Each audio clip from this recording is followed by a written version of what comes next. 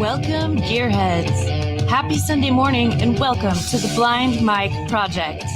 This week, Mike breaks down a Stuttering John let loose in the wilds of Atlantic City. Also, Mike breaks down just what the hell is going on at Barstool, New York. He also updates us on the Mark Maron versus Bert Kreischer feud, plus Joe Rogan. And back this week, off the chain gang, just long enough to record some podcasts. Gregors! And now your host, a man who was born to be this generation's Jane Goodall, studying the misshapen and diseased apes of the Dabbleverse and beyond. A Twitter legend, Blind Mike Geary! Hey. You know what's funny about that intro is Hack Ride just went off the title that I made, and I changed it last minute. Not his fault at all. Yeah. But what was funny about it is I had Barstool, New York in the title originally, which I don't know if we even get to that today. Someone just transpired. It feels like old news. Mm. But Hack Ride doesn't know what that means or anything. He just saw that it was in the title. So that intro reminded me of, like, you know when you watch like My TV or something and they have a commercial for Seinfeld as if it's a new episode? Yeah. Kramer's in a bit of a jam this week. Yeah. It's just vague dialogue to make you watch it. When Hack Ride's like, what the heck is going on at Barstool, New York? But yes, that is, we might get to that. We might get to a lot. What I'm most excited to get to, by far, is an interview that I found. I don't know how much of it you watched, but that's all of it. This is all just filler until we get to that. Oh my God, the worst one yet. But there's a lot to get to going on in Atlantic City. It is just a heap of garbage that is milling about Atlantic City in New Jersey. We might have an on-site reporter. We might have an expert correspondent popping on today. We don't know, but we will. We'll see as the day progresses. So there's a lot I want to get to.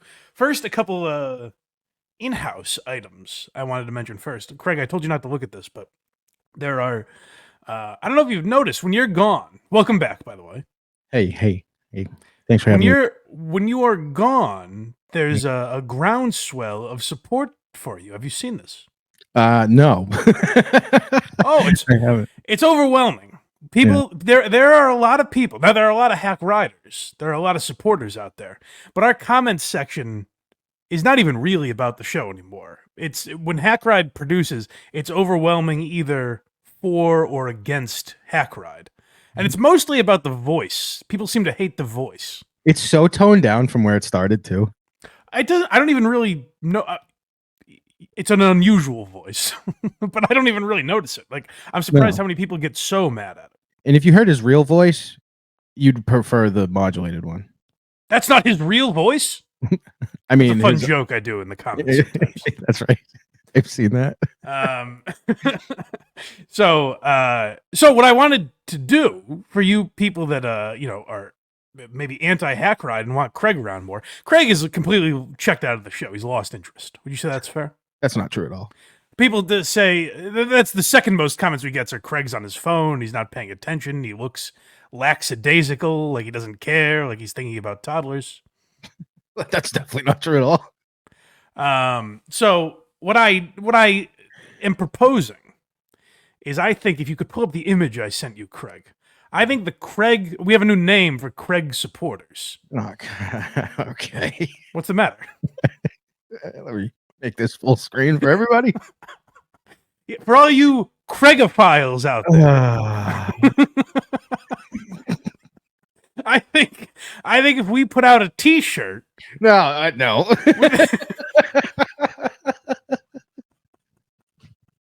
What's the matter? I think we put out a T-shirt, and I've got a number in my head that I won't reveal until we hit it. Yeah. If we hit a certain number of shirts sold, I think Hack Ride doesn't produce another episode. Does that seem fair? This is someone's gonna have this on their chest. So, guys, let me know in the comments section. Are you a Craigophile? Do you identify as a Craigophile, a convicted Craigophile, as it were? And would you buy this T-shirt? Craigophobe in the chat. Someone says it should say. Well, those are the hack riders. The hack riders are Craigophobes. That's right. So yeah, guys, let me know, and maybe we'll put that up. Blindmike.net is where you go. That's our merch tab is there. If you didn't know we had merch, we do, in fact. Maybe even one of those fine shirts in the near future. Fine is relative. Oh, I hope your neighbor wears one. They should hang them up on the telephone poles around your street. I remember you. So yeah, blindmike.net, that's where all our links are if you want to support the show for free. If you want to watch this show every Sunday at 10 a.m., whether we're live or not, but we are today, you can do that. All the links are at blindmike.net. Become a patron, become a member, whether it be YouTube or Patreon, whichever is easier for you. If you're watching live right now, you become a member. We have gifted memberships available, I think. Who knows? So yeah, do all that stuff at blindmike.net. What's so fun? The chat is like, I am a Craigophile, but I am not wearing that.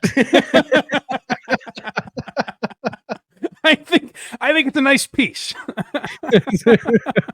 One of those ones you just kind of hang up on the wall. It's decor. Yeah, sure. That's much better. That's where people want it, on their wall. Certainly not in a dresser somewhere. Yeah, so I don't know. There's a lot going on. So there's some in-house stuff I wanted to get to, but maybe we'll get to it later. But real quick, I do want to promote our boy David Collins before we get to all this Stuttering John stuff.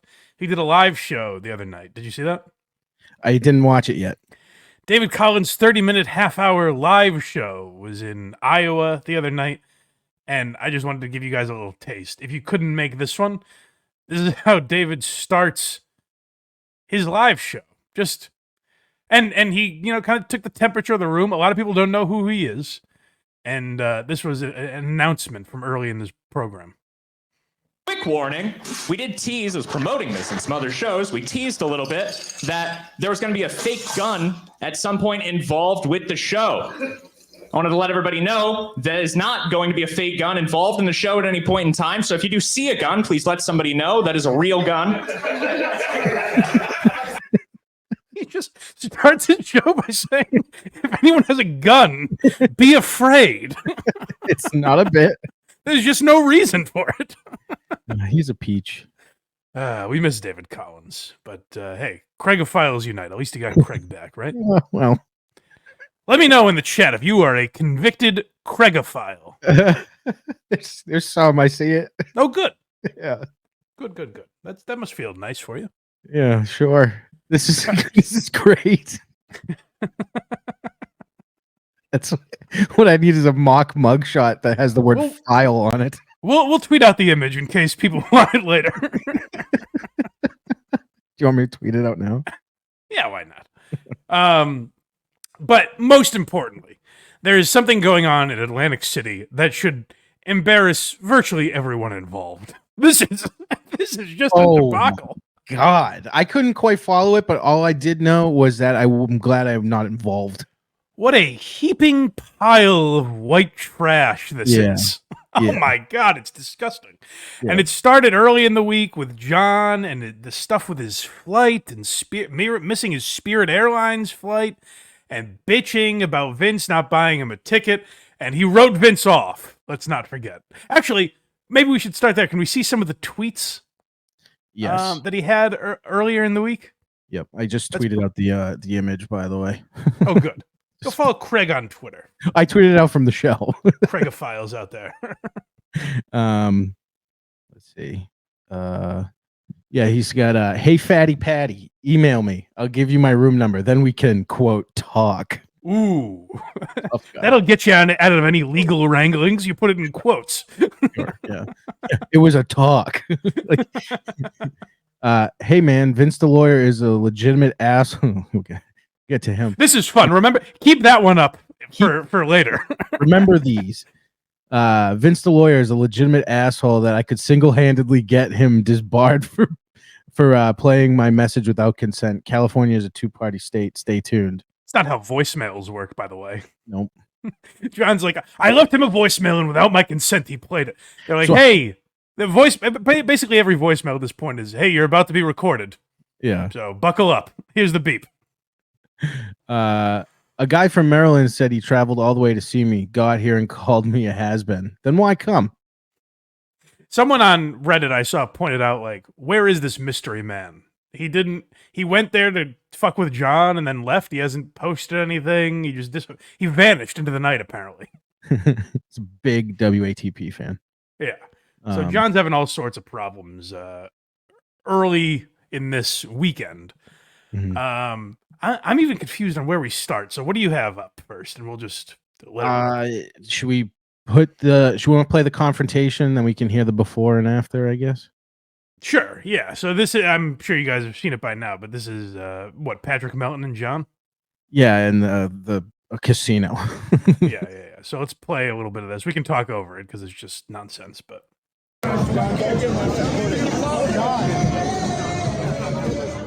he is tiny.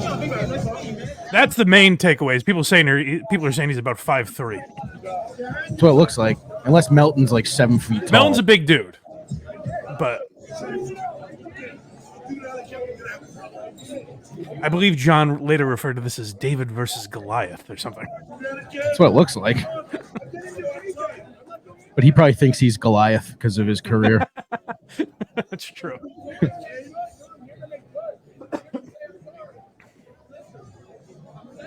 My favorite image from this whole thing is when he's just pointing everyone out to security, and he's like, "I talk to him." Are we there yet? Yeah, that's the best part, of course. That's just the people. About. That's he the walks away and comes back and starts pointing it out.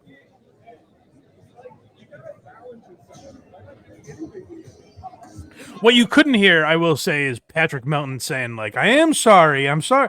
Now, we'll get to what Patrick meant by that, but he does say, like, "I'm sorry for whatever," and John doesn't accept the apology. I think he meant. Yeah, we'll get to it.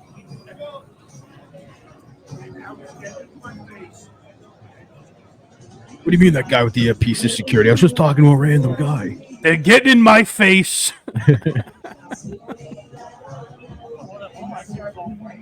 Is this where he's talking to the female security guard? Yes. Okay, so Melton and Tookie, I heard later say that this woman was like fired or put on leave or something, like removed from her position. Because of this? I guess so. I don't know if they were joking or not, but that is what they said. She didn't really do him too much. She kind of just stood there. Well, that's the issue, apparently. She let this happen. So that's crazy. So John goes up to security. I guess, to be fair, Patrick Melton does say, like, John didn't seek out security. They approached him. That's true. But John starts going, "This guy made fun of my kids. That guy, do you know the shit where?" Actually, we'll get to my favorite potential happening in this Patrick Melton string of clips here. Okay, yeah. So let's get into Patrick Melton now. So this is from before the altercation, right? Before what we just watched. So moments before that, this was Patrick Melton's attitude.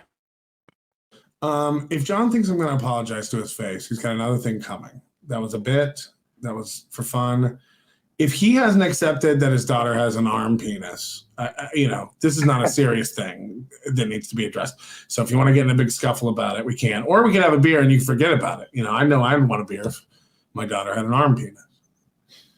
So he's very hung. I don't know the core issue with Patrick versus John. If anyone in the chat knows more, I just know Patrick was shitting on John's kids. I don't know if Patrick, like us, just finds the Dabbleverse entertaining and just started commenting on it, or if he has some other issue with John. I don't know where that comes from, but he seems very focused on the trans aspect of it, probably because he knows that's what will provoke John the most. So he starts, like, in that interaction that you just saw there, Patrick's like basically saying, like, "Hey, I'm sorry you took it that way," which people are split on this so far. They're saying, like, some are saying, "Oh, Patrick's a pussy, he backed down to John." Other people are saying John was being toyed with by Patrick, and John kind of backed down by tattling to security on him. I don't really know where I stand, because my take on it is these men shouldn't be fighting. Men 40s and John's in his late 50s. I think Patrick's in his 40s or something like that. And not Does just not mean these two either. What? No, none of these people should be coming to fisticuffs over things said on a podcast. Yeah. Like, this is the worst possible devolving of radio wars ever. Like, if you look back at the Stern radio wars back in the day, if you knew they would dwindle down to this, that old men would be getting held back on the floor of the Borgata in 2024, then we might just say, I think Howard's doing the wrong thing. I don't think he shouldn't be influencing any of this. It'd be like when Opie always tells that story about seeing Artie in the bathroom. If you just started punching him in the back of the head. Right, but even in that moment, at least Artie, the heroin addict, was adult enough to be like, what are we going to fist fight? Right. And I think that's kind of where Patrick was coming from. I don't know a ton about Patrick Melton. He kind of, in clips I've seen, he kind of goes off like a tough guy, but in watching this, he didn't seem like he was seeking out a fight, No, he was standing there pretty calm, just smoking a cigarette. People throwing fists aren't holding cigarettes. Yeah, so let's hear his analysis of it. Yes, now we're post incident. Okay, so this is later in his hotel room. He's breaking the whole thing down. Everyone's seen the video already. Finally, we're like, all right, we're going to do this. Let's do it. So I just walk up. Now, there's a part of the bar that's kind of the bar's raised, and then there's a part lower down. So I walk up to the rail on the lower part, and John's there.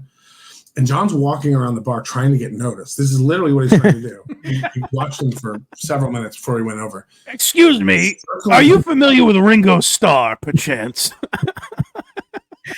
We have Cardiff backstage, by the way. Oh, okay. Bring the man in. Cardiff, welcome aboard, my friend. What's up, my Nogas? Hello. Hey. So where do you stand on what's happening this weekend? I'm sure you've gotten into it a lot and are going to get into it as the week goes on, but does it seem like a complete shit show to you? Yes, obviously. I mean, what else could it have been? I mean, it wasn't an event of any type. It was just imagine you're at school and there's 4 different, tables in the cafeteria, and all 4 are deciding to go to the same mall at the same time, right? Yeah. They all hate each other, but they're going to cross paths at some point. And then there's the one guy at the end of the table in the cafeteria who kind of likes the other table, the one guy at the other table. And then, they kind of cross streams. And then the guy at the first table, the lead guy at the first table, what the fuck are you doing talking to that table? It's destined for disaster. But again, it's Brennan's whole brainchild. I'm just going to go to AC and people are going to show up. You got to put some type of structure to something, no? There has to be. Why isn't there a comedy show? Kevin Brennan, professional comedian, right? Yeah, that's what and we didn't do a good job setting it up because I don't really know the answer. What was the original? So it was just Kevin saying, "Hey, fans of mine, come to Atlantic City," or was it supposed to be him, Chad, and it was Pay Pigs. Pay Pigs. So it was just him. It was Atlantic City. Because I saw Carl talking about this, where Kevin was very jealous that Brock Lee was now friends with John. There was a whole lovers quarrel over Brock Lee. So is that what this event was supposed to be? Kevin and the 3 people that pay him $100 a day? Yeah, I think he was tired of YouTube taking 30%. So it's just hand me cash, please. I'll go to AC and pick up the cash, and I'll quickly put it right back on blackjack. He did it before. He did this a few months ago where he just said, let's go to AC and show up. But because he knows he can't sell tickets to an event. Right. So if he doesn't sell tickets, if it's not a show, nobody can make fun of him.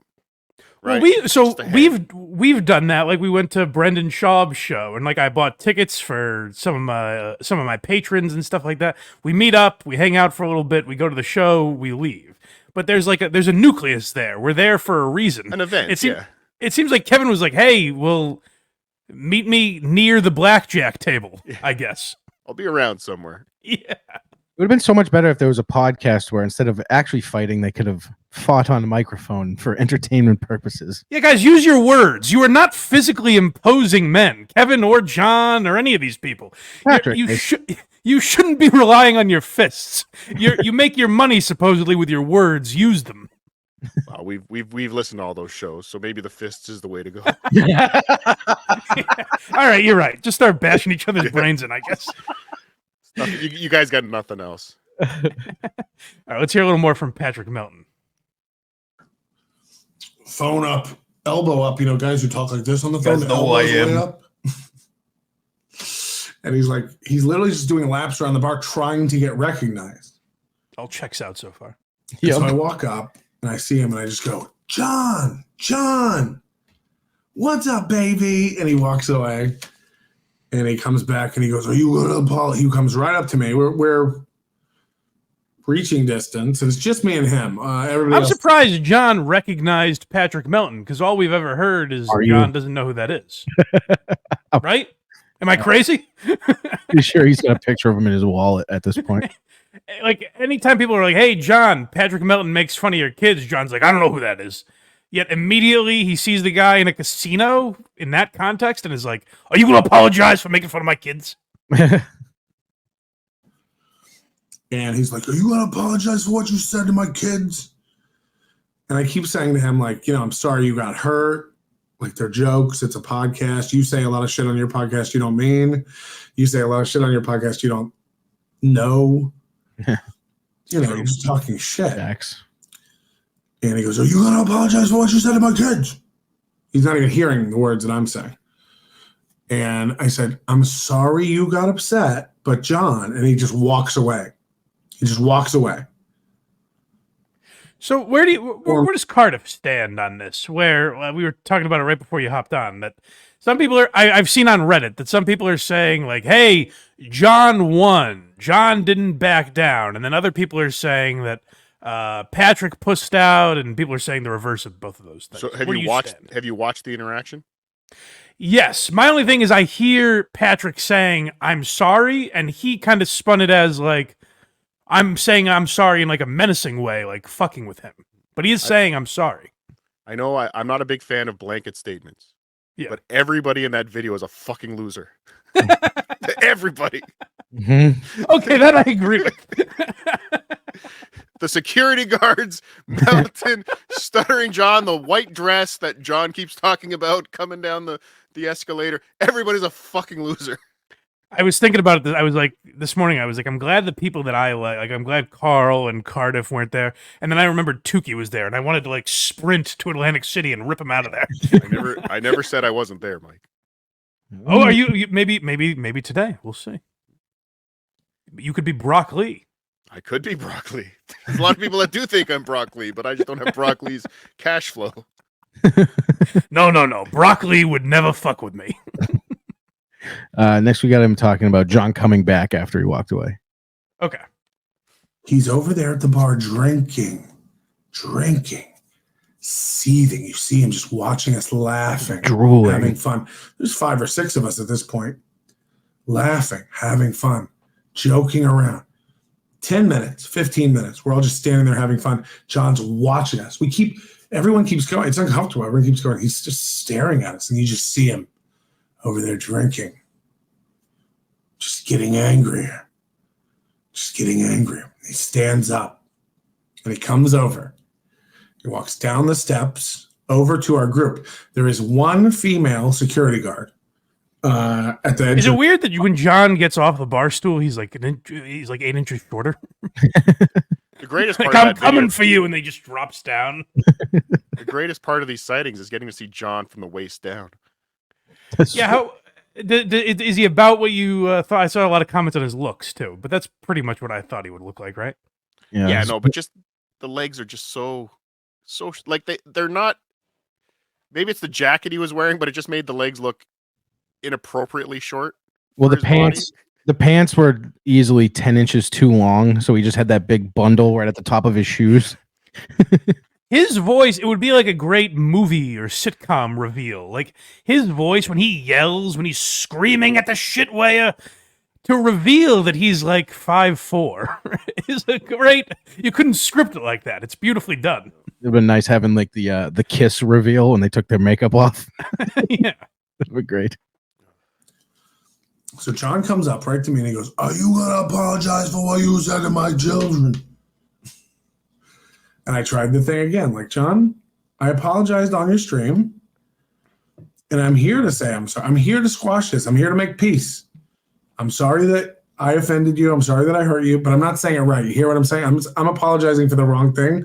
I'm apologizing for his interpretation of a troll. What's a troll? Yeah, we're talking about your daughter's arm. I'm sorry you were offended. That's the apology. Yeah, He's claiming Melton's an odd guy because I find him funny in a lot of these exchanges. But what's always in the back of my mind with Melton is the only way I know him is getting fucked with by Red Bar. So it's weird to me that he's now orchestrating these bits and fucking with John in real life.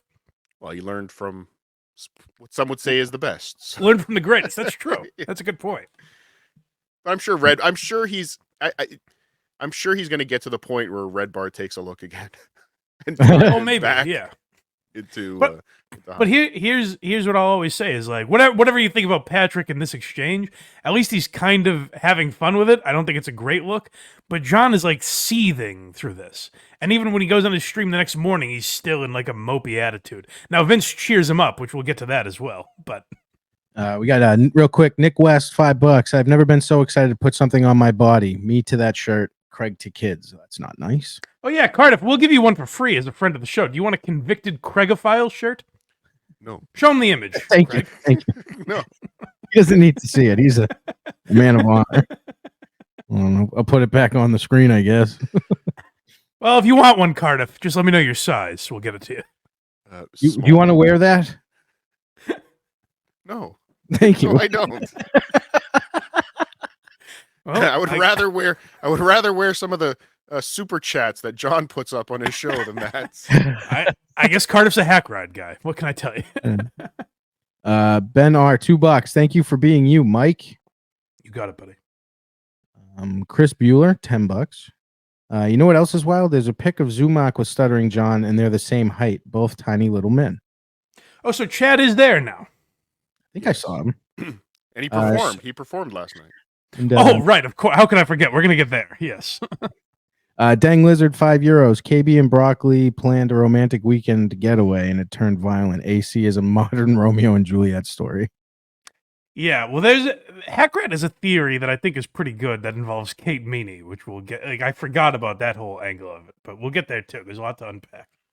Hold on. Let me get this gross shirt off my screen and pick a new video. BlindMike.net, gang. We'll have those up too sweet. Here we have him talking about when it got violent. Okay. He goes to like do a 2-finger on as high up as he can reach on my chest. He's very short. He's very minuscule. Manchichi sized. And he goes to like, I think like goes to like, you gotta apologize. And I just kind of like I had my hand up and I kind of like, I don't even think it was on purpose. I think I kind of knocked it out of the way. Just kind of like talking with my hand. And I've got a cigarette in one hand and I'm not in a fighting stance. And at that point I realized like, oh, he's going to swing. I knew he was going to swing. He's drunk. He's angry. And he wanted to fight. Like he wanted to fight. I'm surprised. The one thing like that I'm a little perplexed by with John is he says he wasn't drunk. That's the one thing he's like, I wasn't drunk, which is obviously we all know that's not true.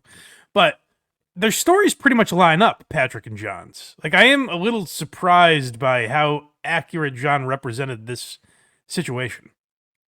Yeah, but they both saw and described the same thing, but both saw different outcomes. Right. Yes. Exact opposite outcomes from the same interaction. But that's neither. Like, does Patrick think it was like a great victory for him? Because neither of them win in this. I wouldn't say he thinks that. No, I think he's kind of just having fun with it. Whereas right. John thinks he's like, this is round one. I beat my nemesis, Patrick Melton. John making a scene makes it a win for Melton. Yeah. Yeah. Right? yeah, Like I John guess losing control. Melton being calm, cool, I'm just smoking a cigarette. Yeah. I'm just sitting here trying to hide my humpback. You know, I win. I win in this case, right? But we're getting to Patrick analyzing my favorite part of this whole thing. Yeah, security here. Okay. Before you know it, this female security guard, I guess she called for people. And before you know it, there's 9 security guards there. I know that because I counted them. I was like, there are 9 security guards here all of a sudden. And I mean, like ninjas out of nowhere. And he just Stuttering John starts justifying his behavior and that he wants to beat me up because I talked about his children, as if the security guards are going to go, oh, sorry, we didn't know. Go ahead. He's like, he talked about my kids. He made fun of my kids. Imagine being a 70-year-old man. I don't know how old John is. Screaming, he made fun of my kids. That's the greatest image of all, is that John is saying, don't you understand? Lady K wore a cow bikini, and that makes him effeminate. He has wood paneling in his basement. What aren't you getting? I think that's a great image, but this is our last clip from him. This is the image I've clung to. His wife is 8.5 years older than him. But going back to just on that security, the breaking news, Melton and Tookie said yesterday that they heard from security that woman security guard was fired. I just mentioned this, so I wasn't sure if they were kidding about that or if that was real. It's again what I don't know why the head of security for the Borgata would reveal personal, private, staffing, right? That does seem things odd, like that, yeah. But I've never known Tookie to lie. Melton maybe, but Tookie has always been honest. So okay, yeah, that's I heard them say that as well, and that's very odd. It doesn't seem like she did anything wrong because there was no melee. But right. but now then as I was thinking about it though, it is Super Bowl weekend, so they might have brought in a bunch of temporary people to help staff. Yeah, so it could have been just they could have don't said come back. Right, they could have said, "Oh, she won't be around," and they took it as, "Oh, she's fired." Yeah. I guess She was done Sunday night anyway. Like that was her last day. It's like just take. Yeah, we don't need you Sunday. You Right. can go. Tookie, just as an update, Tookie and Patrick, I did hear say they're not allowed to film at all today, under threat of banning by MGM. Really? Yes. Jar for $10, free hack ride from Craig's basement. We'll try buy enough shirts, and we'll try and get that straightened out. Yeah, but this is the last clip from him, which I hope is true. Okay. So all the security guards come over. They split us up. They take John over. John starts, I'm not kidding you. Ask Peter Sky Parker. This comes out of John's mouth. I'm a celebrity. He says it. I wish I had my scream echo voice. I'm a celebrity. I'm Stuttering John. To which everybody went, What's that now? So they split us up. He's over there. He's literally like walking them through the story of podcasts from ages gone by. He's walking them through it. He's like, but he makes fun of my children on an internet stream.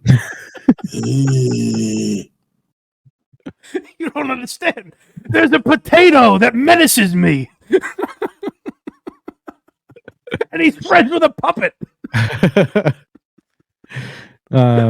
David Lee Froth, $5. John literally said, I'm a celebrity in his drunken 5-foot glory. Hey, I'm a celebrity. Get me out of here, huh? He nudges them. Man. He had the Melton played a. Did you hear the tape of John in the Uber? No, I don't think I've heard that yet. Oh, Melton played it last night. I guess probably got it from Vince the lawyer, that rascal. But John in an Uber filled with strangers. Okay. Like he needed a ride to the to Gino and Chad's comedy show. Well, he was going to see Keanu, obviously. Sure, yeah. But somebody in the Uber was recording, and John just goes through this whole.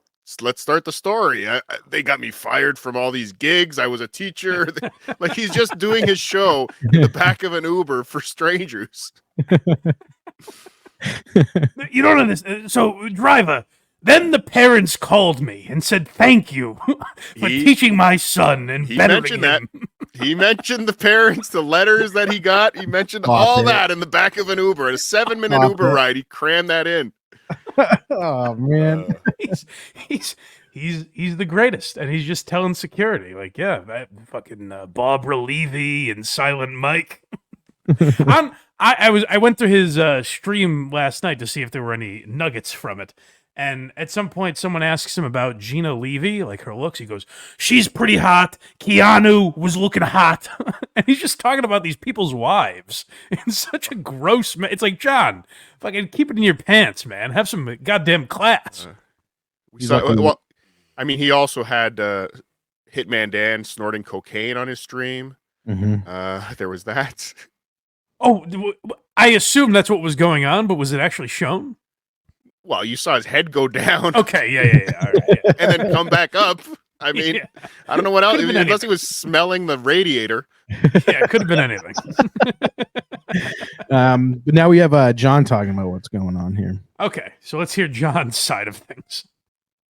Get there at 9 flight. You got aboard at 10, allegedly, and you'll see where I'm going. I don't want to get sued by sitting there. There's a bachelor party. Big time. There's 3 or 4 guys, and I happen to sit next to the bachelor, and we start talking. And and they're going to Scottsdale. I said, so when you get married, we have the normal nice guy conversations. What do I do? What do you think I did? Guy's getting married. It's bachelor party weekend. I buy him a pint of Kona. Wow. $15 pint. Ooh. Yeah, that's the kind of nice guy I am, Dwarfy. 15. I don't look for problems. I'd rather help people. I had a long conversation with Kate Meany about it last night. Well, Oh boy. yesterday morning at 1:00 in the morning. And sweet conversation. And I really do think she's a sweet, smart girl. And we had a great talk and laughing and everything else. I just want to, I know Cardiff knows this, but there might be some people watching that aren't aware of this. Kate Meany, daughter of Kevin Meany, How is a woman. stupid. she was on John's show, and then they've gone back and forth. Now, could you rewind that just a little bit, Craig? Because I want you to hear how he describes a woman. But first, I'll tell you another way he's described her. He says she has disgusting cellulite on her legs, fat, gross arms. She's a bitch. She's a crunt. He's called her, which is, I guess he's not allowed to say cunt on his show. So. Well, he has said it, but he later discovered the word crunt. Yeah, but yeah, he's talked about what a fat pig she is. Now let's hear when she answers his calls. Let's hear how he describes Kate Meany. Yesterday morning at 1:00 in the morning. And sweet conversation. And I really do think she's a sweet, smart girl. And we had a great talk and laughing and everything else. She contacted me. So, before the trolls start saying I was stalking her, she texted me with a heart. She said, I'm trying to call you, but you're not picking up. And then I called. But we'll get to that. I mean, it was really cute. She wrote, "Love Katie," and put a little heart over the eye. It was truly adorable. I sent her an eggplant, la da la yada yada. Eggplant, firework, winky face. This next one is one of the clips that I enjoy when you title them. This one's called "Pretty Cool." Oh, this is Cardiff. If you think John looked like a fool this weekend, get ready to hear this story. Vince tells me just fly into Philly and there's a 50-minute, 50 train ride directly from the Philadelphia airport to Atlantic City. This is the product Vince sells me in order to coerce me to come to Atlantic City, to fulfill his own fantasies. It's not mine. I've been to Atlantic City a bunch of times. I've impregnated women there. Suzanne and I conceived a child in Atlantic City. Cardiff knows John before John even says it. That's very funny. I've been to Atlantic City, all right, pal. If Lest you think I'm not awesome. If NYU had a degree in Stuttering John, I think I would get my master's. I think so. I like Cardiff in a tweed jacket writing his name on the board. Fit class. So I think John goes on to describe more about his exploits, right, with his wife in Atlantic City. Where they orgasmed, where they went after the orgasm. Let's hear him describe the mother of his children, huh, Craig? James, what position you conceive it? I can't remember. I think it was missionary or doggy style. I know we had sex. She was at the sink. And that was one, I believe that was one orgasm. And then that was, if I remember correctly, that was one mind-blowing orgasm that I gave her. Does he think that's how kids are conceived, as just female orgasms? Oh, he has to come. That's how the kids are made. The stork makes the woman come. When a woman orgasms, her uterus comes down and sucks the jizz right out of her. That's what an orgasm is. That the feeling they get is the uterus coming down to just pick up some sperm. But John really is a beautifully written character, because that's how you would write a pompous asshole describing sex with the mother of his children, where he's like, I mean, come on, guys, I don't even remember. I do remember I gave her a pounding over the sink once. That was one orgasm. Let me see if I have this correct. And had, sex. Sorry, no, go ahead. What were you going to say? Yeah, no, there was something. I don't remember what it was, but I think it was from a potato soup last week, where it was just like, you can't. I think my line was, you can't write writing like this. Yes. No. Like, yeah, it really impossible. is. He's a beautiful character, and if it was written, the person should get an Academy Award, because it's done so tastefully. Yes. But by the way, speaking of, when's Potato Soup on? Because people should watch it regularly. Well, usually Sunday nights, not this Sunday. There's a little game going on tonight. Makes sense. Yeah. I am putting out a special presentation tonight of Frank D'Angelo, a Cardiff Electric special presentation. Do you know Frank D'Angelo, Blind Mike? Why does that sound familiar? I don't think I do, but maybe. So we met Frank D'Angelo a few weeks ago. I did a special on Ed the Sock. And Frank D'Angelo is a millionaire businessman in Canada who uses his money to make late night talk shows, movies, music, videos. Oh, okay. Like he wants to be everything except the businessman that he is. Okay. And so we're going to take a look at Frank D'Angelo tonight, and we're going to see some of his great films that he paid Danny Aiello and James Caan and like huge, big Hollywood celebrities that come to Canada and make these shitty movies. Have you heard of Sicilian Vampire? I was just going to say that. I was just going to say that's that. a Frank D'Angelo production. That's a Frank D'Angelo production. So tune in tonight, I believe 8:00, premiering on my channel.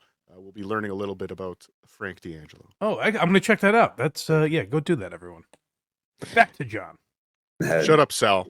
Sex on the bed, so it could have been either one. Hobby addict, airport security. Sorry, I thought there was more there. Hey. I made her eyes roll back into her head once, and then let me think. Did I have a moaning in ecstasy after that? Yes, I did, as a matter of fact. Now that I think of it.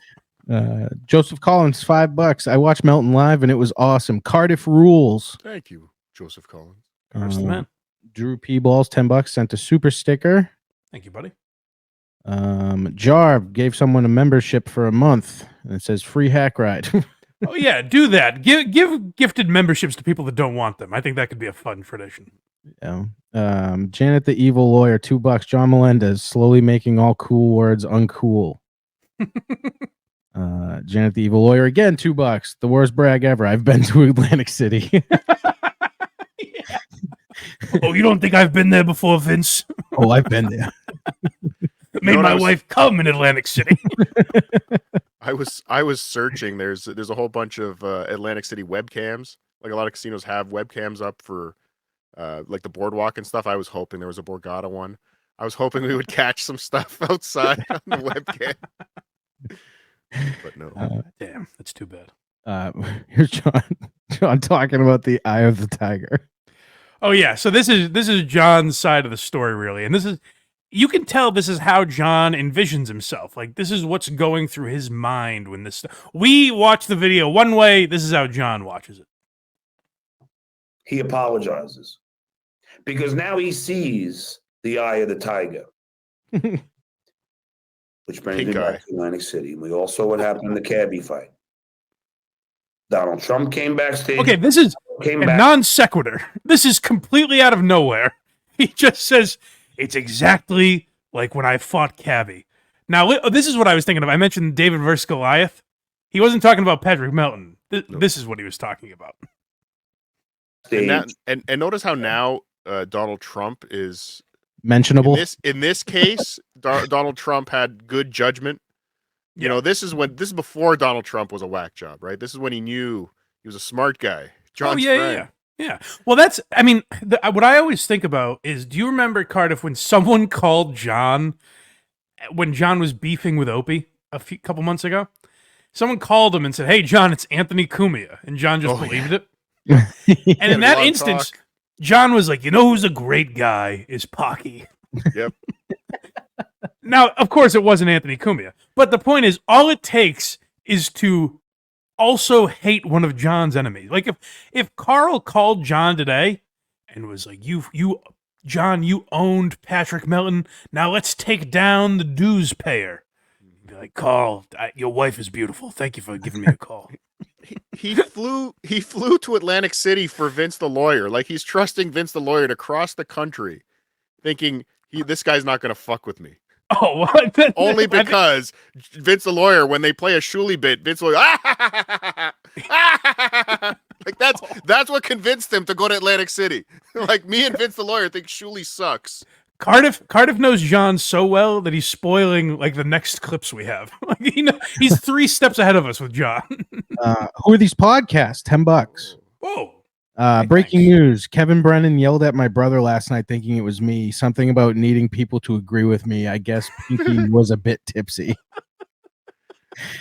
Yeah, last night was. Yeah, there is a hamburger in Atlantic City. I had breakfast with him yesterday. And What are you taking a nap here, Carl? What are you doing? apparently Levy had an altercation with Brennan last night. Yeah, We have that. We have that as well. We have a lot to get to. We're trying to go in order here, Carl. John you don't jump around? No. This isn't the jump around blind Mike project. It is in the sense everyone's having a great time. All So right. in attitude, it is kind of. Yeah, but- it's good. John Doe, $2. Just hit the space bar and hit send. Nice. Thanks, buddy. Joseph Collins, $5. John was wearing a backpack when he confronted Melton. Stuttering John with a backpack. What? My God. That changes everything. Really does. Here we have continue the eye of the tiger. Oh, yeah. We got to hear the end of this. Donald Trump came backstage. Howard came backstage. All my friends. Taj My Mahal, best and good said, buddies. "John, please call it off. I won't be mad. I don't want to see you to get hurt." I looked at Pause Howard. real quick. Cardiff, you were a listener of the Howard Stern Show, I was. yes? I listened to this live. Yes. Do you think if moments before the fight, John called it off, Howard would be like, "Okay, no big Well- deal." Actually, yeah, I do. Oh, really? Because that would have made for great content for every other show after that. Like, they would have just shit on John as the chicken, right? There would have been Sure, but Cabby that's coming like in. it's an It would- event they had set up and sold and everything. Tickets are sold. They got their I money. guess so, yeah. I guess so. Yeah. They'll do something else. They'll put Beetlejuice out there to dance in the ring. They'll All right, figure that's it fair. out. That's fair. All right, maybe John's telling the truth. Let's continue. I said, "Howard, I'm not calling off this fight, and I'm going to win." That's the exact words, and Howard will definitely back me up on that. No, Because, I can tell you, he won't. It may have happened, John, but he doesn't talk to or about you. He won't. it's the point like someone would say like Stuttering John to Howard would be like, "Who?" Oh, you guys don't think Dave Portnoy likes me right now? Go ask him. I dare you. Ask him. Ask him. John always thinks he's talking like to these people. I want to believe that Howard and Gary just sit in the, just sit around watching Dabbleverse stuff, just secretly giggling at John. It's a thought I had actually when I was watching the Bob Levy Kevin Brennan video, but it applies to all of these where it's like, people in stand-up and in radio and at the Stern Show and all of that are watching these things, no doubt. I don't know if it's gotten back to like Howard say, but there are definitely people watching these that are like, what has John come to, or Kevin Brennan, or any of these people? Like, what are they doing with their lives? And that's the same eye of the tiger that I had when I looked at Patty and he saw it. Much like Rocky when he saw Mr. T, when he saw Clubber Lang. I didn't hear no bell. Patty, be scared. He's Rocky with this guy. Howard looked up at John and said, "John, just do one thing for me. Win." No problem, Howard. I'll take down Fatty Patty. There's a little kid out there that wants you to win this one for him, John. A little stutterer that was abused by a man that looked like a man with a hunchback many years ago, and do this one for him, John. I told some little cancer boy at the hospital I was going to win in round 1. John's just charging at Patrick. This is for Howard. He's like, "What are you talking about?" It's his Braveheart moment. He's just charging across the field. Baba Booey! Next, we have using Vince. Okay, so this came from a moment when he's like, "You know what? I'm fucking done with Vince. Except, here's where I'm not done with Vince." Mr. Sprinkles, thanks for the 5. Carl from WATP tried to warn you about Vince Lawyer. Carl was trying to help you. You should apologize, Lady K. Seriously, no. I don't need Lady K to tell me that Vince the Lawyer is a troll. You do. I mean, it doesn't take anyone Again, remember this. with even below average intelligence to know, like Carl has, to know that Vince the Lawyer is a troll. We all know. Actually, very well said, John. It would take someone with below average intelligence, perhaps a low IQ, to keep trusting Vince. It might be the most accurate thing he's ever said. But at this point, it's what can I get from him? And that's what it's all about to me. The truth You all comes say I'm out. too cheap to buy for a room. No, let's see how much I can get Vince to spend. So the troll is me trolling him in all actuality, because I ain't paying for shit. First of all, spoken like a true troll, revealing your entire plan on a podcast. But also, spoken like a man of means. You know how a lot of times Elon Musk loves to tweet? He'll tweet sometimes like, "Hey, can anyone donate me a few beers? I'm trying to get through the day." John sounds like the someone who signs up for all these timeshare meetings. I got a free weekend in the Poconos. Didn't matter that I had to spend 12 hours getting harassed by salespeople. I got one over on them. Nah. Bernie Madoff would never troll me. He seems like a good money manager. Yeah. Look at what he did for the Wilpons. Next, we got Nothing Gets By John. No, he's got a keen eye for BS. Somebody walks in, this idiot, and you'll see why I call him an idiot, with a white collared shirt, and sits next to me while I'm on the phone with Leo Gunn. And he's sitting next to me. He goes, "Hey, I'm a fan of the Dabbleverse." Boom. I know immediately this guy's up to no good. This guy, BAM! Something. My spidey senses were tingling when this man was wearing a Gakia shirt and pointing and laughing at me. I said, "I think something might be up." Where'd you get that defund the hypocrisy police shirt? Are you up to no good?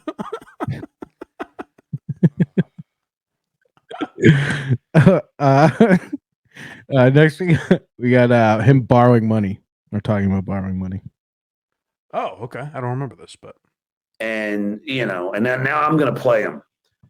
I go, "Okay, well, look, I maxed out my credit card." oh, so this is the guy. This is this is the guy that is something within me just told me he's fucking with me. This is the Dabbleverse guy. This is how John treats just like fans of his or even just strangers, I guess. So if this is what he's admitting to, imagine what his day-to-day life is like. Hell. cash left, but he goes, I'm playing Hold'em. I go, well, look, if you could spot me a hundy, I'll play Hold'em with you. Because I know the guy's trolling me. But again, if I can get a hundy off him, I'll take it. Hey, fuck it. Sure. Oh. Sure. You hear that all the time. I wish I had a nickel for every time I heard podcasters being like, oh, fuck. I went to the comedy mothership this weekend and Joe Rogan was just asking me to spot him a hundy. Because, sure, he signed a $250 million deal with Spotify. But if he can get a hundy out of me, why wouldn't he? We got Tookie here. Oh, Tookie's here as well. All right, now it's a party, baby. Yeah. Bring it. Whoa! Can you hear me? Do I sound okay? Tookie, your debut on the Blind Mike Project. How are you, buddy? Oh, I just woke up. I'm shit.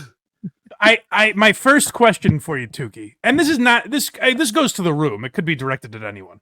Mm-hmm. Of all the embarrassing things we've seen this weekend, where would you rank having to hide on camera so you could hold a puppet up? I'm just saying hypothetically, if you know anyone that has done that in a room with, say, Patrick Melton. Yes. No, that has been the easiest thing to do all weekend. Yes, it's been quite an experience so far. Unfortunately, we haven't been able to capture a lot of video because we were threatened that we would be Bob Levy'd in Atlantic City if we did that. So I don't know. So did this security guard really get fired? We don't know. He kind of just said it in jest. He was like, I'm here to tell you guys, if anything else happens, you're all going to be trespassed. The girl who was here last night, she's been let go because she didn't do her job. But it was, I don't know. I guess she was. And then I think someone else was in trouble because of what happened between Kevin and Bob. So yes, the Dabbleverse is costing people their jobs. Jesus Christ. Could we play that now, Craig, the Kevin and Bob thing, since Tookie's here? Were you there for Good old this? jump around Blind Mike, huh? There he is, jumping around.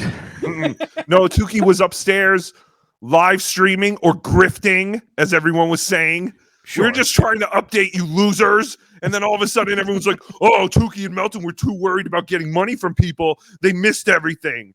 No, we were trying to update you. We were going to update you that John approached us again, that Kevin was here. We did all that. We didn't know. Bob was supposed to come up and do the show with us. He showed up late, and then we went up to do the show, and then we asked him to come up, and he ignored us. And I don't know. I honestly, all I have seen is the video, and then I talked to the people who were there, like beloved Chata. Of course. So how would you say the turnout has been so far? Fantastic. It's been fantastic. Good. It's really cool to meet all the listeners and even all the Suto celebrities. Like Keanu. I met Keanu. Yay! I heard she was looking hot. Is that an accurate report? She was very, very pretty. Yes, she looked very nice. And yes, it's fantastic. We're having a great time, except for Bob Levy, I guess. So can you speak to Tookie? Oh, sorry, Cardiff. Go ahead. I was going to say, just check your Twitter DMs. I sent you. Huh? Well, I can't see, Cardiff, so send it to Craig. I can't do that. What, Tookie, we were talking about Patrick Melton before. What is his attitude right now? Because we were wondering, like, does he think he got over on John? Is he just having fun with it? What's the mood in Camp Melton right now? So we can't. It's hard to get a read on Kevin Brennan because he came in and went right to the poker table, and no one knew he was here. Right. So then Tookie and one of the listeners went over to try and go see Brennan, but he left his seat, and they said, oh, don't worry, he just went to the bathroom. He'll be right back. Tookie waited around for about 8 minutes and said, I guess he's taking a dump, and I don't really want to just be here. I don't know how he's going to react to just seeing me. Right. So I left. I was like, I'll see Kevin later. So then we were over by the B bar in Borgata. That's pretty much like the rendezvous point. Everyone. Yeah, I've heard that referenced a lot. Yes. And it really is like a middle school dance. Like I said, like there are groups of people and they're all kind of staying away, especially because of what happened on night one. Because everyone's been warned. If anything else happens, unfortunately, I don't think Bob knew about that. But everyone was warned. If anything else happens, everyone will be kicked out. You'll all be trespassed on MGM premises and all this shit. So we'll just kind of. I've been in Melton camp. There's the John camp, which is like Vince the lawyer, John, Right. whoever else. And then there's just some like randoms. And but yeah, so Kevin Brennan left the poker table and started coming to the B bar. And he was eating like pizza or something. And once he saw John's group, he started giving up like the middle finger. I'm like, fuck. Whoa. Fuck you. Fuck you. Fuck you. And to the point where even Vince the lawyer reached over. You know how Kevin was like higher than Bob in that video? Yeah. So that's Tookie, how can I say before you get any crazier, I just want you to know we are on the air. I don't know if you want to be this edgy publicly. I didn't realize Kevin got so crazy. Oh, no. Yes. So Vince the lawyer was like, he looked serious, like, and he was like, kind of like, oh no, like go, like they were kind of pushing Kevin away. But then everyone started kind of laughing, so we thought everything was good. But then Kevin started making his way over towards the NLO group. And he just kept going, you don't want none of this. You don't want none of this. Oh, God. So it was weird. So I was like, oh, I feel like he's kidding. Okay. And then a beloved chatter named T.O. Hawk was like, come on, I'm going to introduce you to Kevin. So he went over to Kevin and was like, hey, over there, that's Tookie. And T.O. Hawk was like signaling me to come over. So I started to approach Kevin, and a security guard literally walked in the middle of our path and put their hands on my chest and said, no. I was like, what? I'm just going to say hi. He's like, no, not right now. Really? So we didn't know. And then Kevin was still going, you don't want none of this. You don't want none of this. It wasn't like Kevin. It's not like Kevin was like, no, it's fine. I'll shake his hand. So I was like, oh, okay, maybe Melton's right. Because Melton was convinced, no, Kevin doesn't want to see me. I'm not approaching Kevin. He told me not to approach him. So was this his own security, you think? Or was it it was Borgata. No. Okay. I think. Did he warn them, hey, if a puppet comes up to me? I don't know. But here's the thing. Before Kevin showed up, we were in our group by one part of the B bar, and then John's group was inside the B bar. And 3 security guards strategically lined up next to us. And we kind of made a joke. We're like, oh, check it out. They're here for us. We're the gang, the Dabble gang or whatever. And we're like, nah. And then all of a sudden, a 4th guy came by, and he said, hey, we just want you guys to know no more recording on the Borgata grounds, like in the casino. If anyone's recording anything, you will be trespassed. We're going to go tell the other group now. And so we didn't really want to press our luck. And we figured, wow, there's so much stuff going on. We should go up and update everyone because everyone who's not here is constantly wanting updates. So we went up there to update. And then Bob showed up. He called Patrick. And we said, Bob, come up. We're doing a show. And then Bob just hung up. And then this happened. Jesus Christ. So let's play the video, correct? It's crazy. Should I skip past the walk? Yeah, you can probably don't need to hear this woman singing. Here we go. You're looking for me? You're looking for me? Just loses his mind. Oh. Violence. Pause real quick. Do you guys know their core issue? Is it just that Bob works with Shuley? Like, why do they hate each other? Well, they blew off. I mean, they did the show together and they broke ties. I feel like that happens every other week, though. Right, that's what I mean. Is like I don't watch Kevin's show, so my knowledge of it is just like Bob's off the show this week, and then a week later he'd be back, and then just all of a sudden I noticed Bob wasn't on there anymore. So I don't know what the beef is. There's also a claim that Kevin owes Bob money, I believe. Okay, for the show. All right, interesting. John Doe, $2. I am the guy from Maryland in the white collared shirt. Oh, hello, John. Good to meet you. Mm-hmm. Joseph Collins, $2. Kevin legit screwed Bob. I think the guy from Maryland was the guy who approached John and said, I drove all the way from Maryland to see a has-been. Yes. Oh. Yeah. So we were saying earlier, like, where'd that guy go? I wonder if he literally just drove in. Well, I don't know. Fuck you, John, and left. But also Peter Sky Walker or whatever, he was here the first night, and everyone said he was staying at the Borgata, and we have not seen him since the first night. So he might be dead. This is a star-studded event you're at, Tookie. Jesus. Everyone's here. If you're not here, you are Cardiff. Well, I appreciate you hopping on with us. Let's go back to the Oh, no, I literally just woke up. I was playing poker until about 4 a.m. So, well, guys, go if you don't already subscribe to the B Dabblers channel, go watch Tookie Soup and everything he does there, for God's sake. Can I just ask, how'd you do? I did good. I won $150 in about 5 hands, and then the table broke up, so I was kind of done. But and then I just played some blackjack, and I kind of evened out. But yeah, I'm up about $150. Yay! You know what? You know what I think is great is that there are people there that will have a story like, yeah, there were these groups of like, I don't know, 50, 60-year-old guys that were like kind of staring each other down all weekend. I don't really know what was happening, but it was weird. But yeah, I haven't actually. Oh, so there was also an instant where John tried to approach Melton again and negotiate with Melton, which was basically, Melton, do everything I said you should do, and then everything will be good. Yeah, but John looks like the troll from Ernest Scared Stupid. Like, he's very tiny. How tall would you say, if you had to give an accurate height, what would you guess? Maybe like 5'4". Wow, in that area. He swears he's 5'8". He really sticks. No, Definitely not. I thought 5'6". We narrowed it down to. I think from the cabbie fight, he was announced as 5'6". If we can get Vince the lawyer's height, that might be easier because they're pretty much the same height. They're both very tiny. John is very gray. Like, John's skin color is a weird gray. Like, everything you see on the camera is him. His liver spots. The reason you can't see his ears, or because his earlobes are weird. He almost has no earlobes. They fuse to his neck. Quite a creature, quite a goblin you're describing. So, yes, he's a goblin. Fantastic, like a ghoul.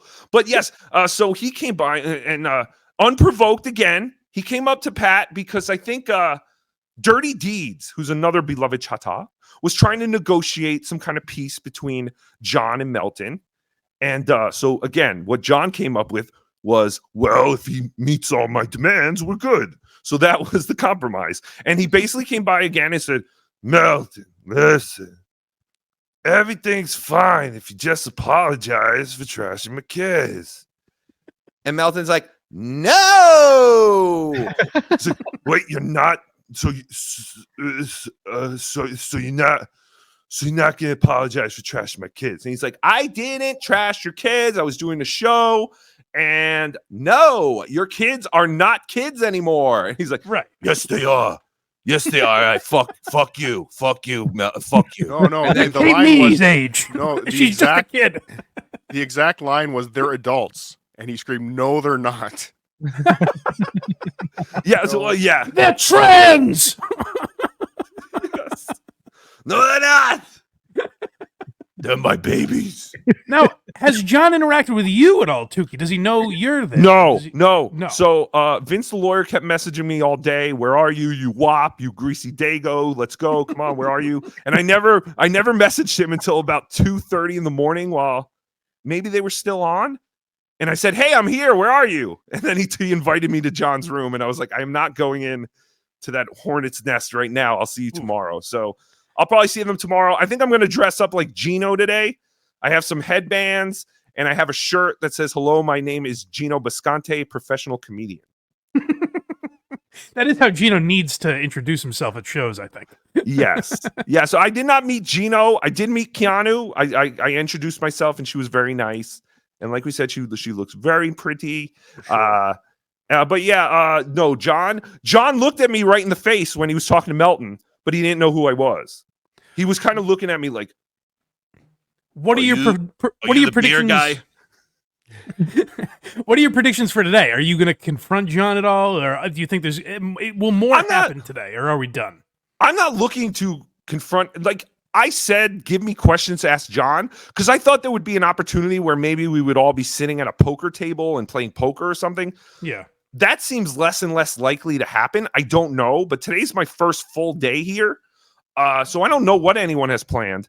I would like to play poker with some people. I would like to play poker with Kevin. I actually saw Kevin after the show. Melton stayed upstairs, and I actually saw Kevin. He was in a better mood. And he said, where's that fat fuck Melton? And I said, he's in his room. He said, you do not want him to approach you, so he's not going to approach you. He's like, I don't. I said, okay. I said, okay. And So then don't he's like, send him my way. yes. So I was like, okay, then we're doing exactly everything you told us. And Yeah. he's like, are you here tomorrow? And I'm like, yeah. He's like, okay, I'll see you tomorrow. So that's where I left off with Kevin. So I think You Kevin are better still not best see friends. me tomorrow then. Yes. But yeah, I think Kevin and Tookie are now best friends again, I guess, Okay. off that Excellent. interaction. And then I don't know. I haven't talked to Melton. I haven't seen Melton. So, like I said, I literally just got up and I went, oh, shit. It's fucking So late. far, Tookie, winners and losers, and really I'm asking you, has there been a winner of this weekend?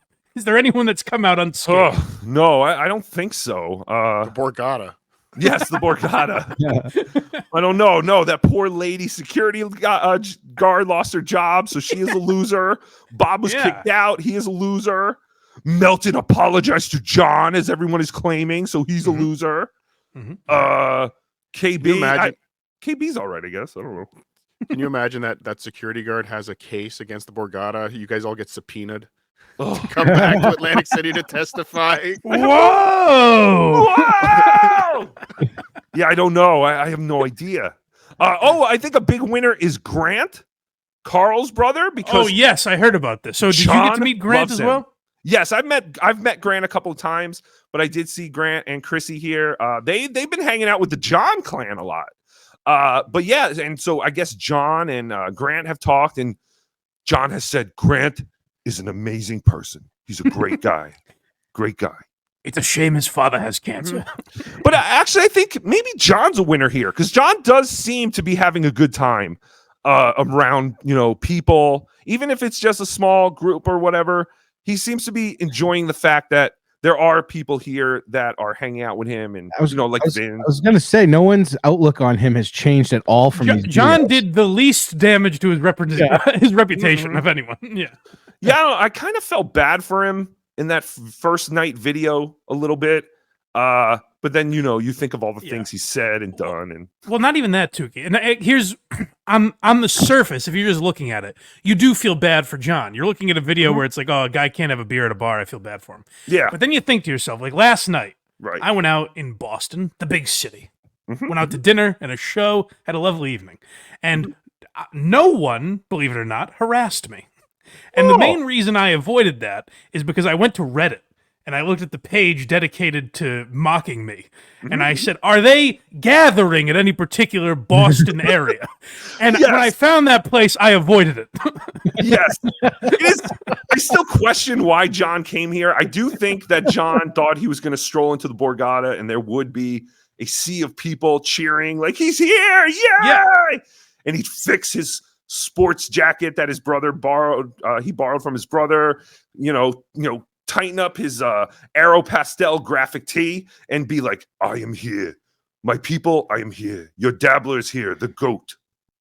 It's Rupert Pupkin. He really thinks he's going to have the moment of, John, we were wrong, and you were right. Like, he truly believes that moment is coming. Did you hear any audio?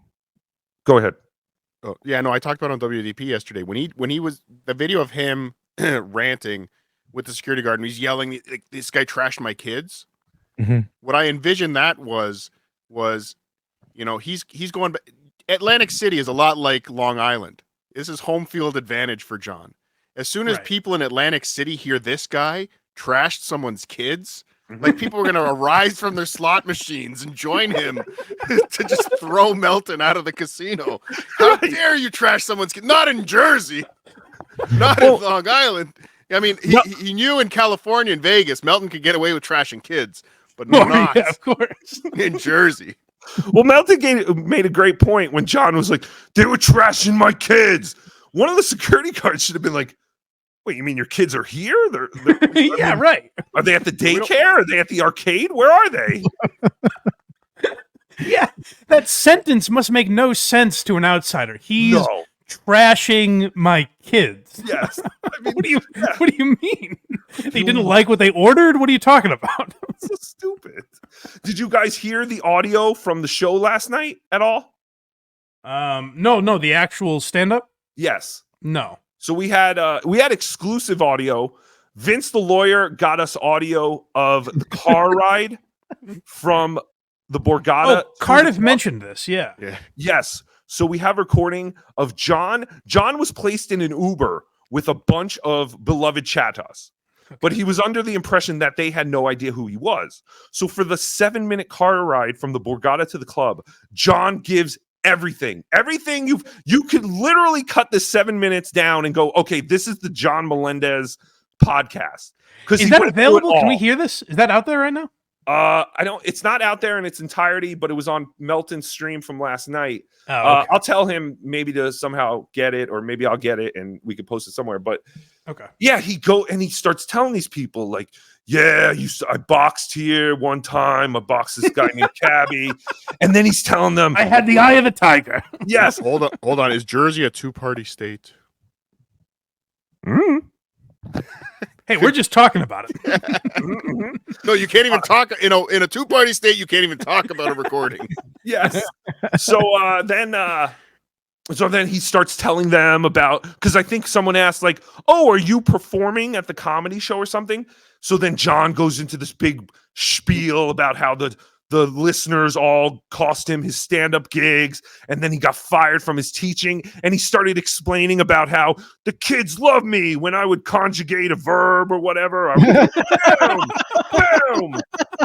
He's telling these people that he thinks are strangers his whole life, like his whole resume, his whole life story was fantastic. But there was a better part where during this whole show, it seemed like people were just talking. Like half the audience was just there to either be at the bar or have dinner. And then the other half of the audience, I guess, was for the show. So there was a lot of talking. So literally in between one of the comic sets, John gets up, stands in the middle of the room, turns to the audience and goes, everybody, can we like quiet down and show some respect for the next 2 comedians? I mean, come on, it's the right thing to do. No one asked John to do this. Coming. Yes, because Keanu was coming up. Well, no, because white knight was riding in. You're saying? Mhm. Yes, it's insane. That's insane. But yes, John is having. I think this is a weekend they can never take away from John. I think John is having a great time. But what's amazing is this is a month. Yesterday was a month to the day that John was supposed to be performing in Rochester. Tickets sold. Like money to be made for John. He could have had that moment. Yeah. He could have had that moment there where people were actually buying tickets to see you.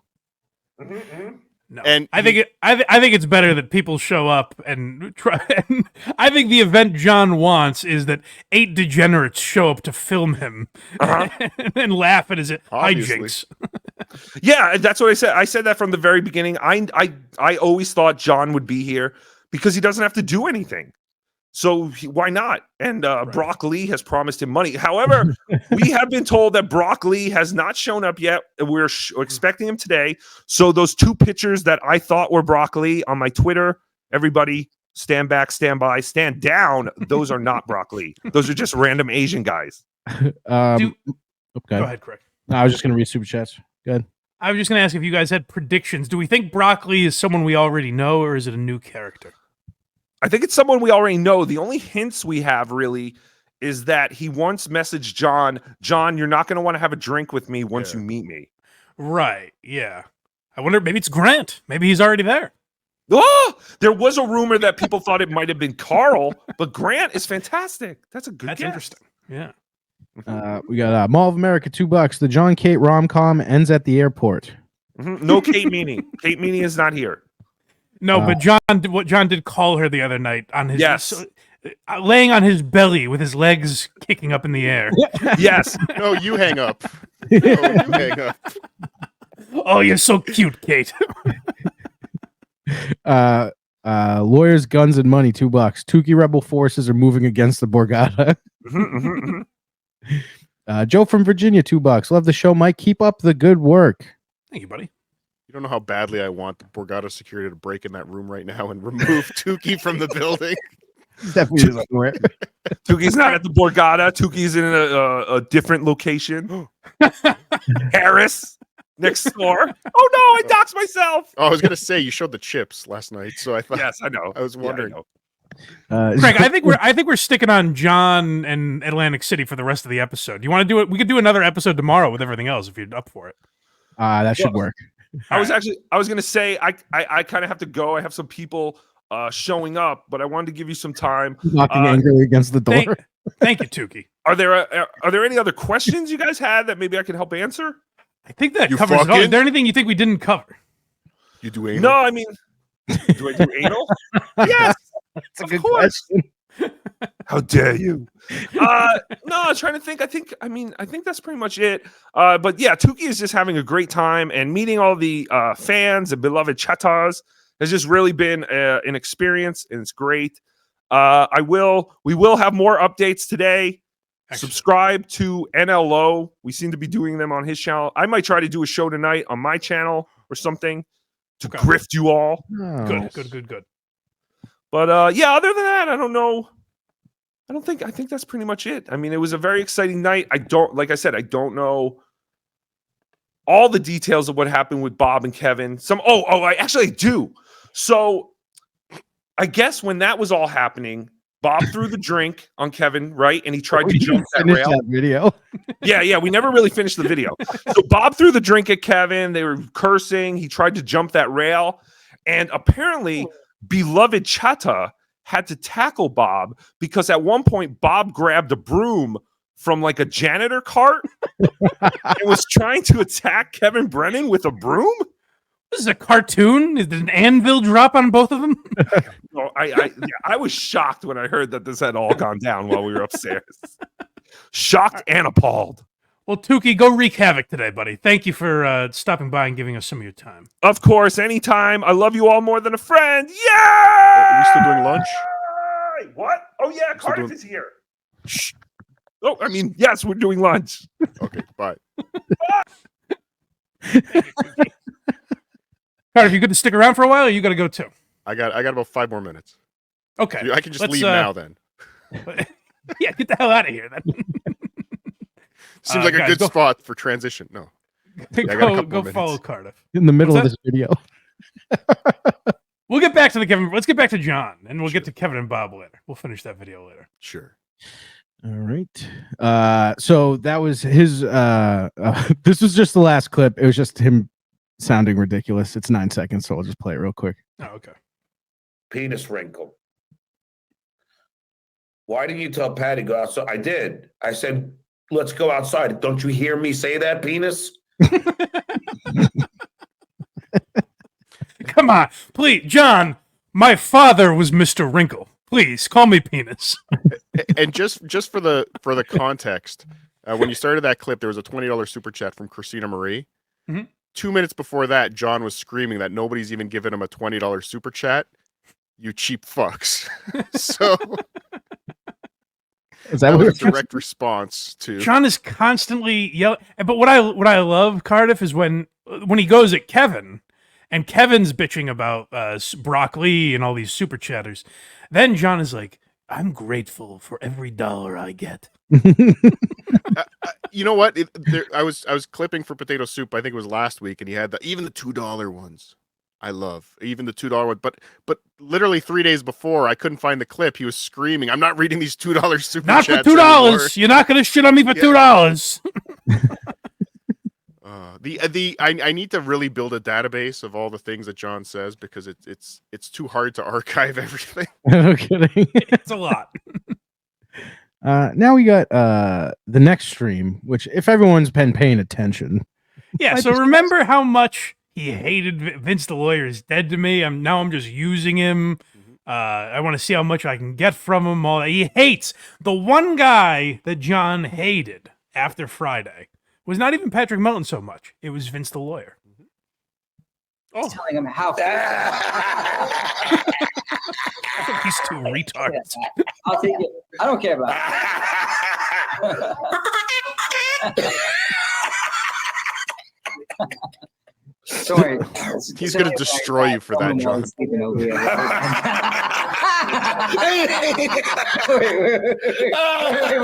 Wait.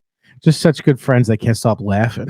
Yeah, so Vince gets to fuck with John again. I don't know what this guy has to do for John to quit Vince? There's nothing. It seems like they're bonded for life, no matter what Vince does. His contract. It's bizarre. Cardiff, let me throw this theory at you. Yes. Before you get out of here. Is it possible that John and Vince what? Sorry, it's a visual gag, Mike. That's a visual gag. He just left, right? That's very funny. It would be a great, like, if I just sat here. The question I'm about to ask should be the last question I ever ask in my life. And I should just sit here waiting for someone to respond. But is it possible that John is like, John and Vince are working together to constantly make us think that Vince is trolling him? That's the only possible explanation as to why John always forgives him. I mean, that would explain a lot of things. Yeah. That really would, but no, Vince is. I still don't understand Vince, but I'll always go back to Vince is a piece of shit based on the Artie Lang video, the Artie Lang at the gas station video. If you guys, have that's right. I always forget that's him. Yeah, that's right. So putting it in that context, no, Vince isn't working with anybody. Everybody's working for Vince, right? As far as I'm concerned, but yeah, but there's no explanation for why John keeps going back. There's no, I mean, other than he's desperate and needs the free beer and 7-Eleven hot dogs. Right. And he really is using Vince, or Vince is sending him money on the side. Like, hey, this is where, like, there's got to be something. I sent Craig the video. I don't know if you want to play it, of Vince. Vince, at one point in Vince's stream, he was in John's room. John had to tie the door in the suite to the bathroom was like a double door. Yeah. A French door that I guess couldn't lock properly. Okay. Mm-hmm. And John tied the door handles together so Vince couldn't come in while he was in the shower. So I'm like, you have this guy, you don't trust this guy not to come in with a camera. So at least there is some semblance of sense. Yeah, he's aware he's not supposed to trust him, yet still does. but Vince still jammed the doors open enough to put up some footage of John in his underwear getting ready to take a shower. So Krager's has that if you ever want it. I guess Vince is just the equivalent of like Crazy Pussy, where it's like, he might burn down your fucking house, but by God, is he a good lay for John, I guess. But or it just is like John's had such a shitty life the past 10 years. Yeah. That a weekend in Atlantic City is worth it. Yeah. Like it's enough. I'll put up with it for this. Yeah, right. This one is just labeled "This guy is a lawyer" with a question mark. Yeah, so Vince, he's an attorney, and they keep mentioning that he's worth like millions of dollars, so I assume he does very well. But this is how he's spending his free time. John, have you ever hooked up with a black guy? No. Would you? No, probably not. Racist. Look, I'm gonna piss Danny off and cheat on you. Yeah, girls love doing that. The ultimate way to get back at your husband is to bang a black guy. Like, what the fuck is going on? This guy's representing people in court? Allegedly. I enjoyed John's uncomfortable, I have friends, let me look at the camera while I laugh really hard face. And that's another thing, by the way. John will laugh at anything. If Carl made that joke, John would be playing it like, you see, Lady K is a racist. But he needs friends, so when it's John and Hitman Dan and Hitman Dan's wife, then it's all in good fun. Then we can all have a laugh, I guess. Next we got Tough Guys. Oh, yeah. Well, listen, they're from Long Island, so, you know. I kind of want to see if Cardiff could just spoil every clip before we play it. And not the pussy part of Long Island. Bullies out of my, like, in other words, Danny, didn't we always get into brawls, as kids and shit? Yeah. And Cool. Yeah, the mall, and how about fucking Spencer's gifts? On Thanksgiving Eve, where that guy fucking cheap shot at me in the face, and I was fucking, I got stitches on my fucking lower lip. Oh, yeah. Why did he point to his upper lip as he's described his lower lip? He can't feel his face anymore. That's how many stitches he got, Cardiff. He went all the way around. Page. Yeah, Or Hicksville. we had to fight. We weren't. Dan, have you ever hooked up with any of John's sisters? No. But you like Joyce's big titties, though, Danny. There's a middle What a pig of a man. He's talking about his fucking sister. I guess that makes the Army Major clip when he wouldn't stop talking about his wife make more sense. Yeah. Just do that to his sister. But this is a great Glory Days example where it's, hey, Dan, remember when we were outside of Wetzel's Pretzels and the guy started mouthing off to me because I was taking too long deciding if I wanted it salted or unsalted? This is the last clip from these two. Okay. It's called Best Buds. Yeah. I mean, this is an unbreakable bond here. Right, thanks for $5. You were shitting on Vince the troll this morning. Yes, I was. Shitting. He wanted to take away my entire livelihood by contacting the bar. That's true. Because he left me a voicemail. That's true. I wanted to beat the fuck out of him. I was so pissed off with him. But, I mean, we work past that, right? Yeah, I mean, look. No. Yeah, but he always trolls, and then we make up. It's the same story. Then we fuck. But wouldn't you say, Vince, that of all the guys in the Dabbleverse, I'm like your closest friend in the Dabbleverse? No. Who is? No. Hell no. Well, Bob is. Oh, okay. Weaver, This is before that incident, by the way, I think. Those cold, dead Botox eyes. But that is ultimately everything John needs, where he's like, Vince, wouldn't you say I'm your best friend?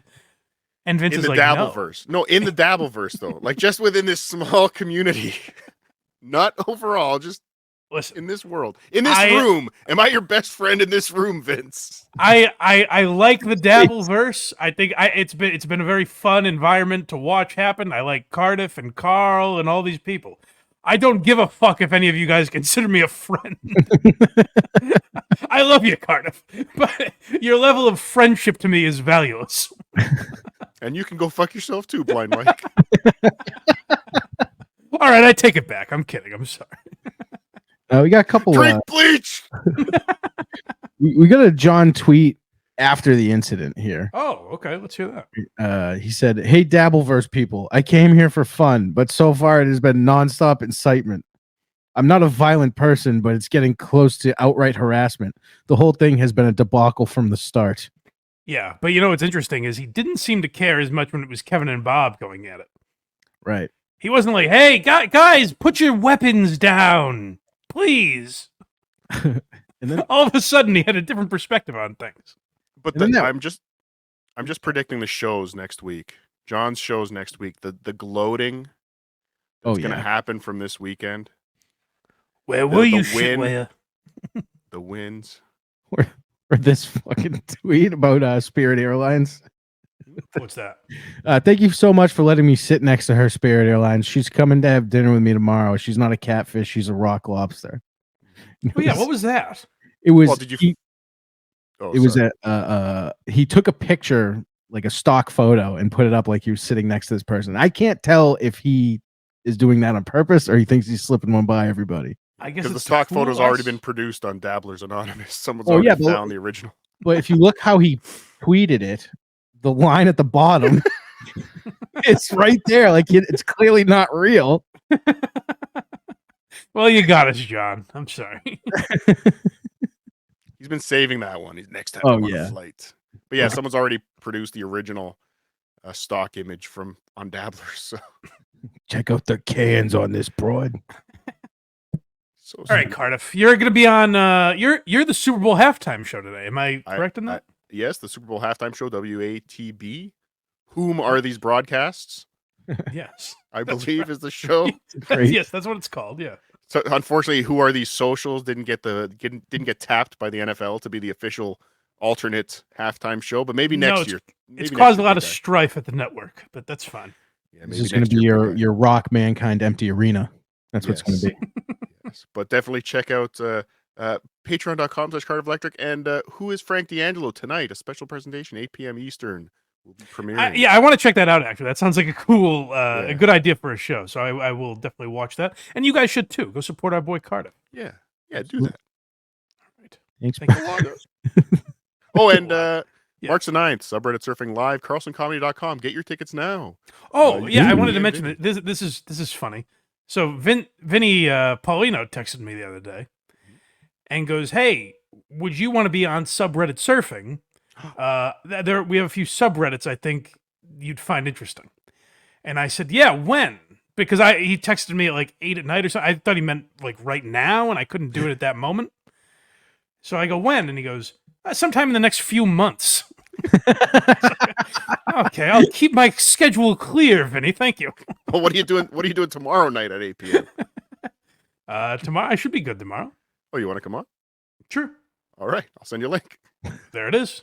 Vinny's on vacation. Vinny's busy getting fatter on a beach somewhere. So It was much easier sounding than it was with I'm on Vinny. the creep off and subreddit surfing tomorrow. What a day. Oh, you're on the creep off too? Yeah. Everyone I reached out to was busy with the creep off tomorrow. So Oh, really? yes. Oh, well then I'm busy in that case. Oh. No, I'll do it. All right, I'll send you a link. All right, thanks, Cardiff. Galaga. All right. I said Galaga. Galaga. Get the hell out of here. Joseph Collins, $2. Cardiff and Tookie equals party time. Absolutely. Yeah, I liked having those guys on. They're fun. That was great. Say no more. 5 somethings. Cardiff doing Frank D'Angelo karaoke would bring peace to these battling seniors. That would be fantastic. Oh, so should we finish this Kevin Brennan, Bob Levy video now? Yeah, definitely. The mayhem is ceased. Yep. We'll get back to you super chatters momentarily. I'm just gonna go right to the beginning of the kerfuffle. Okay. They started fighting and then Tookie talked for like 30 minutes straight. I'd rather have Tookie than fucking this horse shit, honestly. Look at these two decrepit old men, and I like Bob, but I'm just saying two ancient men going at each other, thinking they're tough. Like the idea that Kevin thinks he's a tough guy. What do you think Gary Goldman and Jimmy Martinez think about that? Here it is here. You're looking for me? Come here.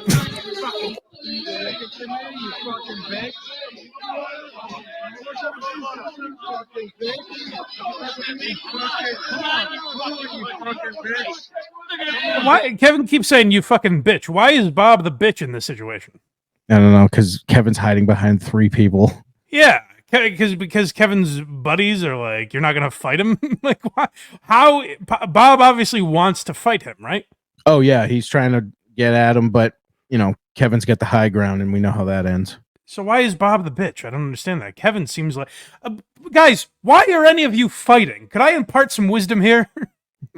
maybe it takes a physical disadvantage to see all of this clearly. None of you should be fighting each other. You are not men who are in peak physical condition.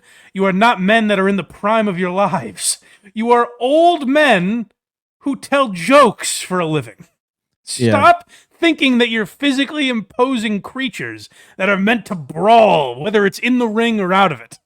Yeah, what do you guys think in the chat? Who's the bitch here? I think it's clearly Kevin. Yeah. I mean, Bob probably overreact. Like, there's no reason for Bob to be like, "Come here, you fucking piece of shit."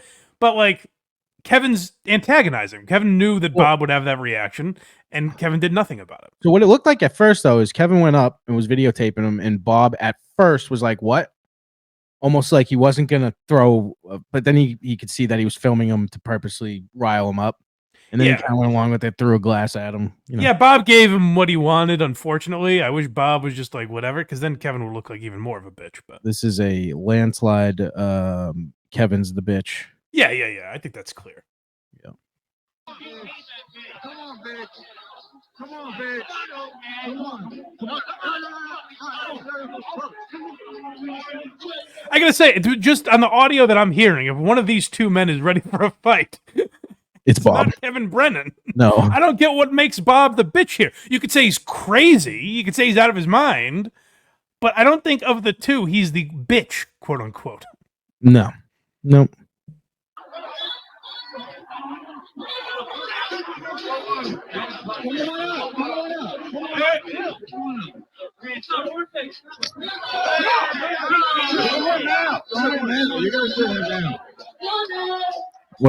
He's an absolute bitch. You guys got to throw him out after you approached him and riled him up. Throw him out. Security! You gotta get fucking rid of this guy. How great would it be? Because a lot of people have been saying that Kevin is becoming John. I think we were kind of the first on that train, but it's clear now. How great would it be if Kevin went up to security and was like, "You don't understand. Brock Lee was super chatting John. It's supposed to be my weekend." No. But he does shows with the Shinwear. Oh my god. I can't wait to hear what he has to say about this video because he must be getting absolutely horrible feedback from it. Security! Hack Rider was helping him with the Levy verse. What don't you understand about that? Did he tweet this out himself? I forget. Yes, Kevin? He did. Yeah, he did. He must have, right? It's his video. Which is insane. I just want to see what the people underneath are saying. Does he have like his yeah. Oh, I don't know. You are so awesome. Does it really say that? Yeah, that's well, that's Kate Meany. No, okay. So who knows? Yeah. So scary. Why is Kate Meany? Is she a comedian? Why is she involved in any of this? I have no idea. Yeah, Bob's the bitch. What a pathetic old loser. Really? It's more split in the comments. Now, if you want to say it's pathetic for like a 65-year-old man to be like, "Come here, you motherfucker," like that's fine. But clearly, Kevin wanted that reaction out of it. I don't get what makes Bob a bitch there. If bitch is backing away from a fight, I would think Kevin would be the bitch here, not Bob. Bob, you could say, is a maniac and didn't behave like an adult, but I don't see him as the bitch in this situation. Yeah, well, you go at someone and then they come after you and then you sick 3 security guards or whoever the fuck was with you to protect you. You're a bitch. Yeah, right. Totally. Well, you heard Tookie saying, like, he doesn't want to deal with Melton. He doesn't want to deal with any of these people. I guess he was nice to John. By the way, John's odor, I've heard a lot about. I've heard that a lot. I meant to ask Tookie about that. Yeah. Yeah, I've heard that. But is that all that we have from Atlantic City right now? Yes, it is almost 2 hours. you want to do the rest tomorrow? Yeah. Does that work? That works. Just put this episode out tomorrow and then put the other episode out, I don't know, Friday or something. Or maybe that could even be a YouTube exclusive or something. YouTube exclusive, Patreon exclusive, like the old days. Oh, maybe. Maybe we'll do that. Yeah. How about this? We go live for members tomorrow. Okay. Because we gotta get to this Coach HP thing. It's my favorite interview ever. It's the most ridiculous thing I've ever seen in my life. Can I give you a little tease? Yeah. For the people. Oh, I was like, yeah, I saw it. Would Coach HP interviewing Joe Rogan be something of interest? Absolutely. Of course. Would Coach HP interviewing like Jamie, Rogan's producer, be something of note? I would love to see that. Okay, that could be interesting. Would Coach HP interviewing an employee of the mothership, say a security guard or a bartender, would that be something of note? I would like to actually hear what the day in, day out there is like. Okay, good. How about, I don't know, 8 rungs lower than that? Like, I don't know, like a carpenter? Just a guy that met Joe Rogan once. And that's all he talks about. It's the greatest interview subject ever conducted. It's great. So I can't wait for that. We'll get to it tomorrow. We got some Shane Gillis to talk about. We got some Joe Matarese, Mark Maron versus Bert Kreischer. Maybe we'll get to that Portnoy KFC stuff that I wanted to talk about a little bit. So we have a lot to get to tomorrow. And today we'll change the title to I don't know, something. I'll change it after. But hopefully Hack Ride already did. I'll figure it out. But yeah, speaking of Hack Ride, go check out. Oh, well, you know what? This gives us a little time for this. Mm-hmm. I'm hearing you big-timed Hack Ride. What are you talking about? I heard that Hack Ride invited you on the other night. You said, I'll check my schedule. Oh. Never got back to him, and then showed up in the chat almost to taunt him. So here's what happened, if you want to know what actually happened. It's DJ Electra, actually, centric. Yes. So she does a show at 8 o'clock our time. Well, I think she does a great job. I agree. I just want that said. I agree. So Hack Ride messages me after you guys finished last week and goes, He doesn't ask me to do her show. He tells me I'm doing her show. Good. Attaboy. He goes, and I go, okay. And I go, at this current time, I don't have an objection. And then throughout the week, I said, yes, I can do it. Yes, I can do it. Yes, I can do it. And then Thursday morning, I go, we still going tonight? And I basically got bumped for no reason. This is the exact opposite story that I got. That's fine. I have receipts. I had a I feeling. was told that you basically taunted him, like, "Ooh, I don't know, maybe I can do it, maybe I can't," and then showed up in his chat to sort of toy with his head. It was like 3 hours later. So I was supposed to do it at 11 or at 8. This was at about 11 or something, and I just said hi, I guess, like being passive aggressive because I got bumped as a joke. Oh, wow. But I was laying in bed, and he sends me the link, and I'm like, I'm not going on right now. So. Well, guys, I think that sounds like Hack Ride is doing Craig dirty. So if you want to support Craig, consider yourself a convicted Craigophile. Support Hack Ride. Put the picture up for the folks, Craig. One last time. Yeah, right. Yeah, the viewers have just tripled since the last time this was on. So. Oh, well, guys, glad you're here. For all of you out there that don't like Hack Ride, we've seen your comments. His voice is annoying. He's too much, whatever. Consider yourself a convicted Craigophile. And if we sell enough of these shirts... No. I don't think Again, so. there's a number in my mind. I won't reveal what it is until we hit the goal. I don't... I do think these should be hung up around your neighborhood, if nothing else. I don't think so. I think... Convicted Craigophile. What's wrong with that? I think... What's the worst that could happen? Someone just sees my face in the word file and doesn't read the rest of it. You could be a cinephile? There are plenty of lovely Sure. terms. Sure, I'm sure. You're saying you prefer the term you guys like is minor attracted person. No, that's not what I'm But saying. that's not as catchy. I get what you're saying, but that's not as catchy for a t-shirt. That's not what I was saying at all, actually. I hear you loud and clear, but I'll get that off the screen. hey, this show, we could call this show, we could change the name of this show to MAP. Mike and Pedophile. Nope. And then it's everything you ever wanted, really. Nah. You get bumped up to co-host in that title. We got so many super chats to get to. Oh, all right. Well, let's run through them. Mojo Buffalo, $2. Has broccoli been identified? Hit the like button. Not yet. Dang Lizard, €5. KB proudly proclaims he took money from Bob. KB fans think Bob doesn't deserve money for MLC episodes he did, and it's fine he took money to pay Stuttering John. Well, deserve money is a weird, like, I don't think you have to, but Kevin's like voluntarily paying Ray DeVito and these people, and he told Bob that he was making X amount, so it's fucked up to just not pay him. Be like, haha, I got you. I guess that makes you, you know what? I guess that makes you not a bitch. Is Right. just laughing as you don't pay your debts, but backing away from a fight. Bob's the bit, like, I don't understand any of it. Nat Clo. It doesn't look like anybody no-showed. Great content so far this Atlantic City weekend. It's definitely interesting content. Yeah, I don't think anyone comes out of it looking great. Melton looks fine, whatever. You know what? Tookie comes out of it looking great. Will Heron, $2.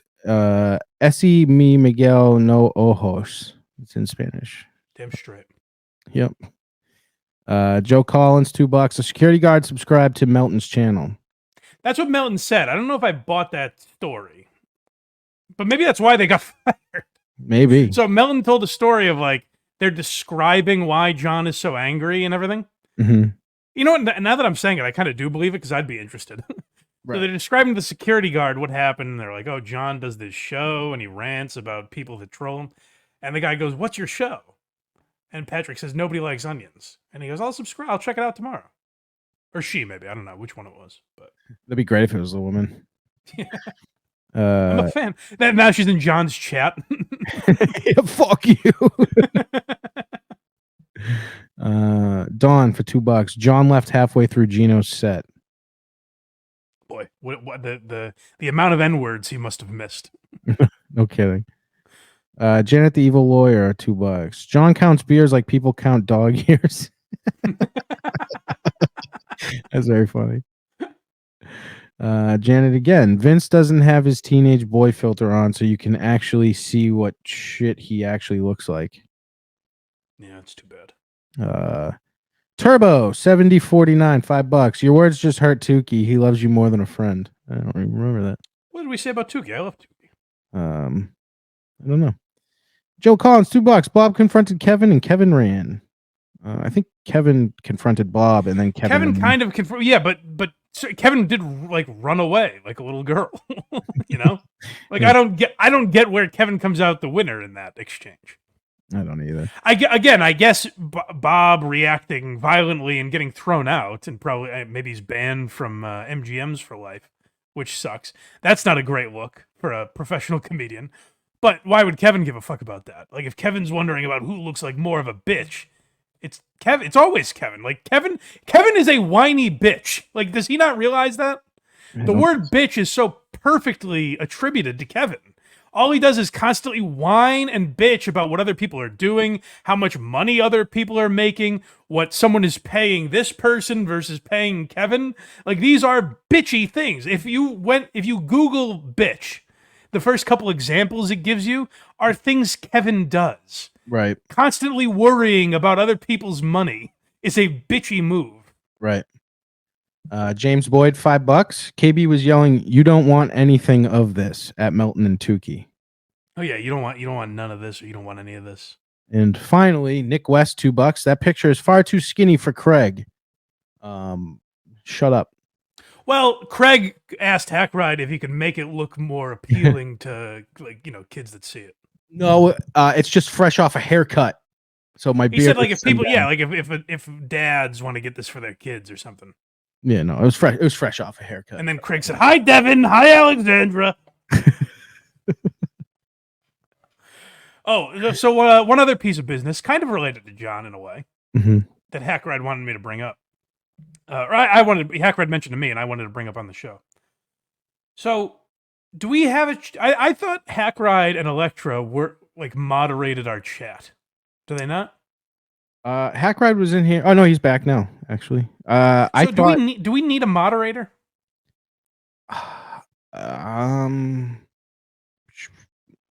Sure. I don't know. I don't think so. Like, what's the benefit of one?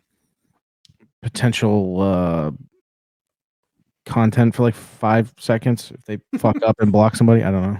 So Hackride mentioned to me that Andrea Brower, former Stuttering John chat moderator, might be interested. He says she's really good, which I don't know what that entails for a moderator, really. Is Andrea in this chat right now? That'll be a good test. She here now. Yeah, right. Well, here's the thing: is like I think she used to do like Richard Ojetta's, and I think she does like Hal Spark, like political shows. And she seems like a bit of a dimwit. Perfect. In the times I've seen her. So but here's the thing: is I could say that about Electra Fry, and she'll laugh for the most part. Not if I talk about Hackride, but if I talk about her, she'll laugh. Yeah, if you talk about Hackride, she's gonna get defensive. The claws will come out. Yeah. You don't talk about my man like that. You know, that kind of is Andrea? Do I want to associate with Andrea Brower? I don't know. It doesn't. It didn't feel like it fit this show. But if there's benefits to a chat moderator, then sure, why not? But I don't know. Andrea Brower doesn't seem like the vibe we're going for here, really. Turbo 7049, $2. This is in response to what you said to Tookie. You said you didn't care about people in the Dabbleverse. Oh, sure. Tookie I love more than a friend. That's a good point. And yeah, I'll be honest, I was being kind of a tough guy myself. I like that was strong hand. It was for the bit. I overreacted, guys. I'm sorry. James Boyd, $2. KB was yelling that while surrounded by security. Yes. Oh, sure. It's a good move. As a guy who I myself am not a particularly tough man, that's a great move when you're being held back by people to be like, "Don't you dare, Bob." It'd be a bad move for you to come at me. Hack Ride 2 box Andrea Mod ? And then I don't know why he's paying. I just put his chats up if they're relevant anyway. Hack Ride, yes. Why are you asking, Craig? I told you the benefit. She's awesome. Yeah, I mean, like, yeah, but she's awesome doesn't do anything for me. I guess what I'm asking is like because she comes from that world, like John and Hal Sparks and shit, like. And I guess, maybe she'll look at it as we're doing a service for society. But when people are in the chat calling Craig a pedophile, will she understand that? Right. Like if I'm not gonna ban anybody unless I start noticing like either of our addresses being. How are people gonna notice that they're convicted Craigophiles? Like, will Andrea understand what that means? Yeah, I don't think so.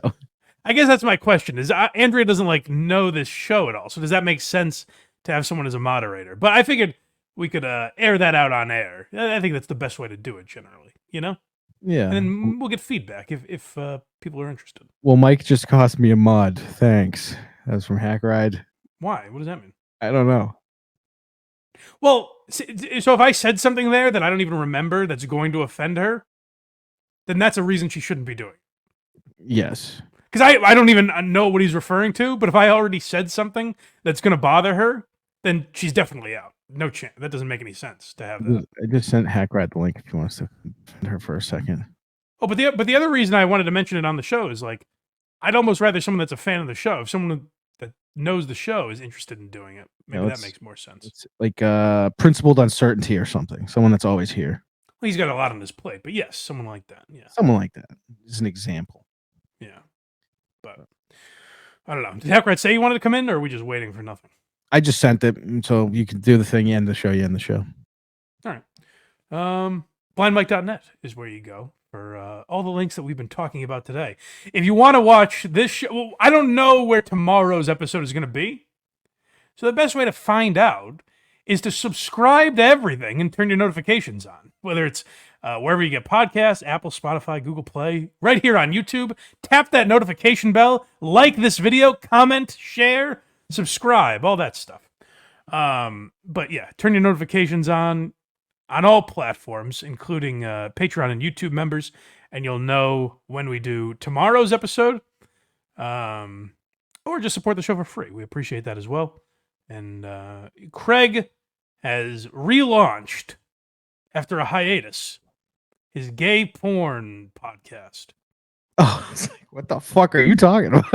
Is that what it is? Nope, the murder mystery show. It's not really a mystery. About porn actors. Nope, just people dying. It's called Rubbed Out. I swear, Hackrad keeps saying it's gay. There's something gay related. Am I wrong? It's a double entendre in the title. It means jerking off and killing somebody. So that's what he was referring to. So it's about gay men that murder people while jerking off. Yeah. Well, it's a fun concept. Yeah, it's rare. So you find a case. It's worth talking about. Do an episode every 6 months. Yeah. Yes, it's called Rubbed Out.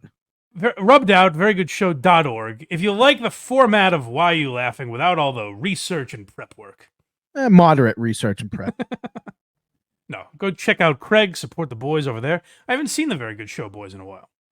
Yeah, they're everyone's running around with their heads cut off right now. Is that right? Yeah. The only thing that's like keeping us together is Rubbed Out. You know what I mean? I say that every morning to Alba when I wake up. Yeah. All right. Let's get the hell out of here, I guess, huh? Oh, and support go subscribe. Hack Ride Puzzle Box is back for you, those of you guys that don't know. Electro Fried is a show, so go subscribe to Hack Ride's YouTube channel and all of that as well. Support the network, the people, the Blind Mike Project universe. That's what I'm talking about. Bye-bye. And we have a mean transition. Sappers clear the way. Everyone all the way. Now